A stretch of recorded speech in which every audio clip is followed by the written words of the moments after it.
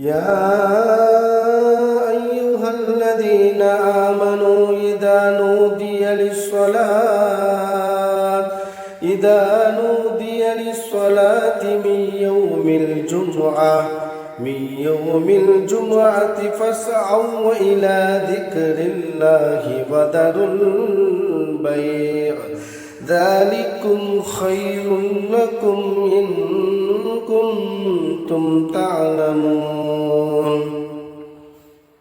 ஈமான் கொண்டவர்களே, ஜும்ஆவுடைய நாளில் தொழுகைக்காக நீங்கள் அழைக்கப்பட்டால் வியாபாரத்தை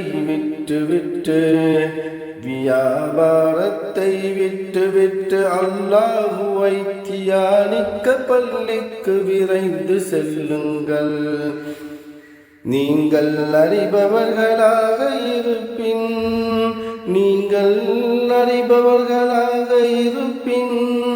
இதுவே உங்களுக்கு மிக மேலான நன்மையுடையதா.